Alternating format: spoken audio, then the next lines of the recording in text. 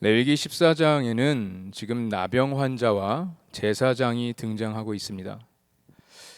부정한 사람과 정결한 사람을 아주 대조적으로 표현하고 있습니다. 나병은 악성 질병으로 당시에 사람들의 피부를 상하게 하고 옷이나 가죽이나 집까지도 사람이 사는 환경을 상하게 하는 아주 고약한 전염병이었습니다. 어쩌면 신앙 공동체를 파괴하는 질병이기도 했습니다. 나병 환자로 확진이 되면 이스라엘 진영에서 즉시 추방되었습니다. 성경은 나병을 진단하고 대처할 수 있도록 오늘 이 제사장의 역할을 아주 자세하게 기록하고 있습니다. 레위기 14장은 나병으로부터 깨끗하게 된 사람을 위해서 제사장이 확인하는 그 정결 예식을 우리에게 잘 말해주고 있습니다. 정결 예식은 크게 세 단계로 나누어서 볼 수 있습니다. 1절에서 7절 말씀을 보시면 첫 단계로 새 2마리로 정결 예식을 시작합니다. 새 1마리는 죽여서 피를 받아 사용하고 또 다른 1마리는 피를 바른 후에 들로 날려보냅니다. 이 모습은 죄가 씻겨지고 또 질병에서 자유한 것을 상징하고 있습니다.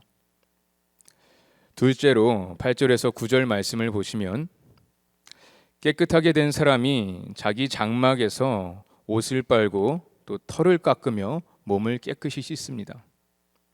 자기 몸을 스스로 정결하게 구별하는 의식으로 다시 태어남과 또 새 생명의 시작을 의미하고 있습니다. 오늘 우리가 읽은 말씀 10절에서 20절 말씀이 이제 마지막으로 회막문 앞에서 희생 제물을 드립니다. 나병으로 완치된 사람이 이제 신앙 공동체 안으로 다시 들어오는 것에 감사하며 하나님 앞에서 속건제와 속죄제와 번제와 소제를 드립니다.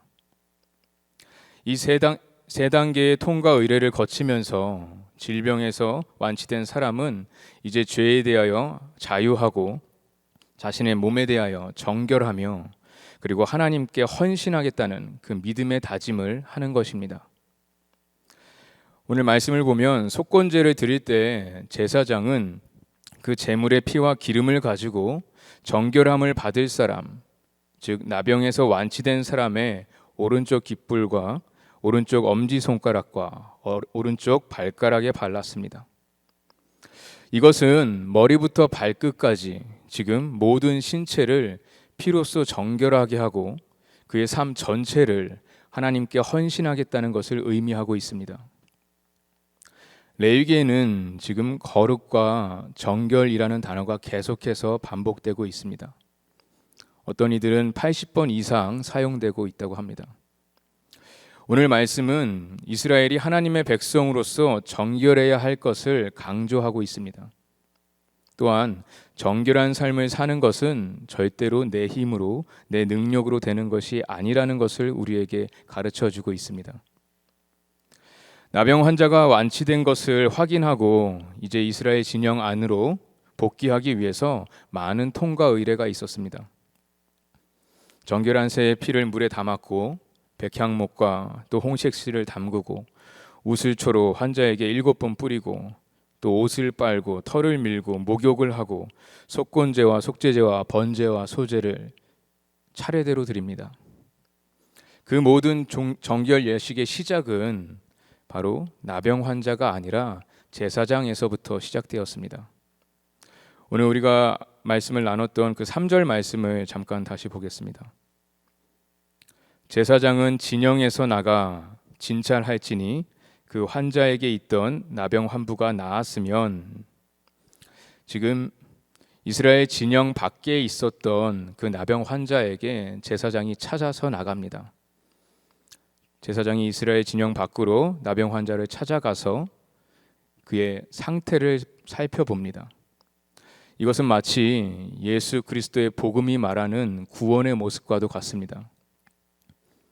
제사장이 먼저 나병 환자를 찾은 것이지 절대로 나병 환자가 제사장을 찾은 것이 아닙니다. 나병 환자는 아무 일도 하지 않습니다. 나병 환자는 대부분 고침을 받지 못하거나 그냥 격리당한 상태로 살다가 사람들에게 손가락질 받으며 죽는 날만을 기다리다가 그렇게 죽어갑니다. 이와 같이 이스라엘 백성은 예수님이 다시 그들에게 찾아오시기까지 그들은 구원을 위해서 기다려야만 했습니다. 누가복음 19장에서는 이렇게 기록하고 있습니다. 인자가 온 것은 잃어버린 자를 찾아 구원하려 함이니라. 예수님은 병든 자와 소외된 자를 찾아 이 땅에 오셨습니다. 예수님의 오심은 하나님께서 친히 먼저 병든 자를 찾으러 오셨다는 복된 소식입니다. 하나님이 먼저 친히 스스로 병든 자와 부정한 자를 찾으십니다. 그리고 그들을 고쳐주십니다. 그들을 구원하십니다. 이스라엘의 잃은 양을 찾고 고쳐주시며 그들을 모두 구원하기를 원하시는 것이 하나님의 뜻입니다.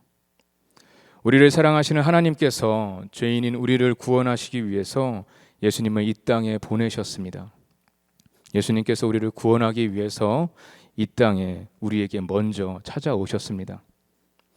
예수님은 우리가 단순히 육체적인 질병에서 치유되는 것보다 하나님께로 돌아오는 것을 원하고 계십니다. 구원은 우리가 아니라 예수님이 시작하셨고 예수님이 마치셨습니다. 그런데 우리는 항상 근본적인 문제인 죄로부터의 구원보다 항상 지금 내 눈앞에 있는 상황과 문제와 고통을 피하고 도망가고 줄이는 것에 만족합니다. 하지만 예수님은 우리 자신보다 더 강력하게 우리의 근본적인 죄의 문제를 해결하고 하나님께로 돌아오는 것을 원하고 계십니다. 오늘 우리 인생에서 가장 필요한 것이 무엇입니까? 내가 가장 원하는 것과 내가 가장 필요한 것이 다르다면 어떻게 해야 합니까? 오늘 나의 삶에서 가장 중요하고 시급한 것이 용서라면 어떻게 하시겠습니까? 오늘 이 새벽에 우리 모두가 구원에 대한 절박한 필요와 간절한 믿음을 가지는 우리 모든 KCPC 성도들이 되기를 간절히 기도합니다. 피 흘림 없이는 용서도 없습니다. 나병에서 완치된 사람은 정결 의식 후에 율법에 따라 속건제와 속죄제와 번제와 소제를 차례대로 하나님께 드렸습니다.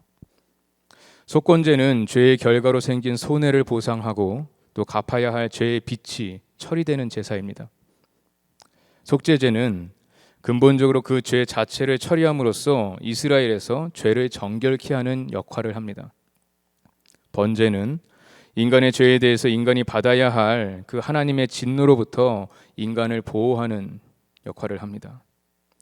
이때 번제와 함께 드려지는 소제는 번제로서 하나님의 진노를 피하고 또 용서함을 받은 것에 대한 감사와 앞으로 삶에 대한 결단을 드리는 제사입니다.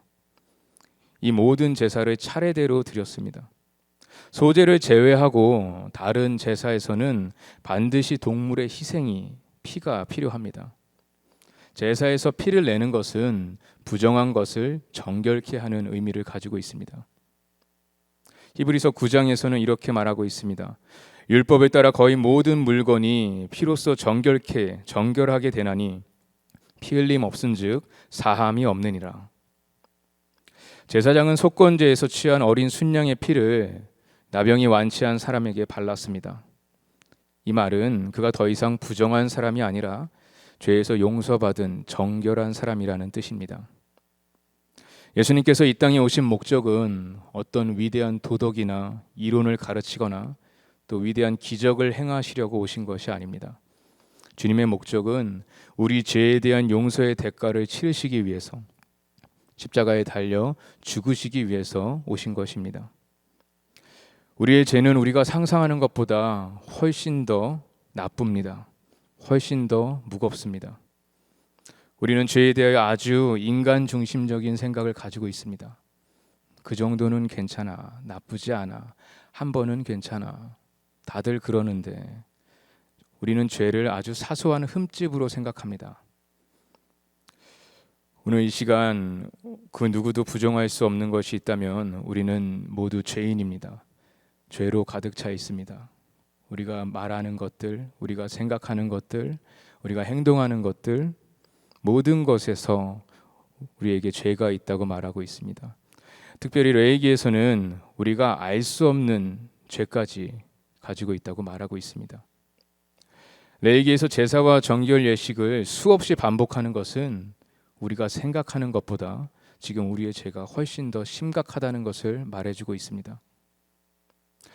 예를 들어서 우리가 갑자기 수혈을 받아야 합니다.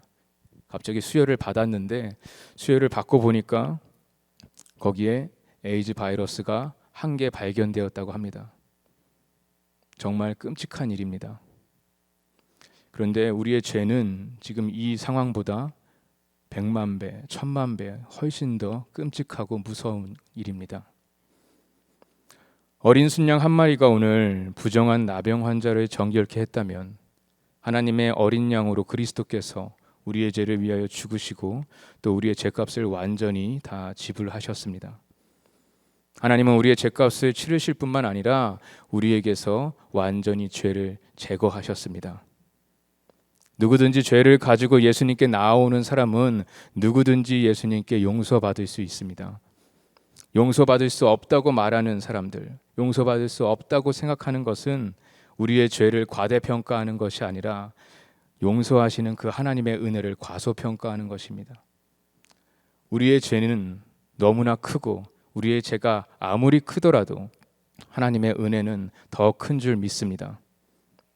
나의 생각보다 나의 경험보다 더 크고 더 넓고 더 높고 더 깊은 하나님께서 오늘 우리를 용서하시고 우리를 회복하시겠다고 약속하셨고 그 약속을 예수 그리스도로 통하여 이루셨습니다. 예수님께서 병든 자들을 고치시면서 늘 하신 말씀이 있습니다. 내가 죄사함을 받았다. 내가 죄사함을 받았다. 이것은 절대 쉬운 인사말이나 그냥 축복의 말이 아닙니다. 우리 죄의 용서를 위해서 예수님께서 흘리신 피로 말하는 것입니다. 십자가의 죽음은 예수님께서 오늘 우리 모두에게 나는 너의 죄를 용서한다. 내가 너의 죄를 다 용서한다. 라고 말할 수 있는 이유이기도 합니다. 주님이 오늘 우리를 위해서 죽으시고 죽은 자 가운데서 다시 살아나심으로 하나님께 나아가는 길이 오직 예수 그리스도밖에 없다는 것을 우리에게 확실하게 증명해 주셨습니다. 오늘 우리가 정결한 사람으로 하나님의 거룩한 임재 안으로 들어가는 방법은 오직 한 가지뿐입니다. 그 방법은 우리가 만든 것이 아니라 하나님이 우리에게 주셨습니다. 성경은 우리에게 분명히 말합니다. 하나님의 구원이 먼저 있었습니다. 우리의 순종은 그분이 구원하신 그 구원에 반응하는 것뿐입니다. 우리가 구원받기 위해서 선하신 하나님께 순종하는 것이 아닙니다. 선하신 하나님을 섬기는 것이 아닙니다. 우리가 구원받았기 때문에 선하신 하나님께 순종하는 것이고 하나님을 섬기는 것입니다. 이 둘은 완전히 다릅니다. 오늘 우리의 죄를 사하시고 또 우리를 죽음에서 구원하시고 또 부정한 사람에서 정결한 사람으로 변화시키신 그 그리스도의 죽음과 부활에 대한 복음에 우리가 적극적으로 반응하며 살아가는 우리 모든 성도님들 되시기를 예수님의 이름으로 축원합니다. 오늘 하루를 살아가실 때 우리가 정결한 사람으로 주님 앞에서 주님의 은혜를 받은 자로서 그 은혜에 합당한 삶을 살아가시기를 간절히 기도합니다.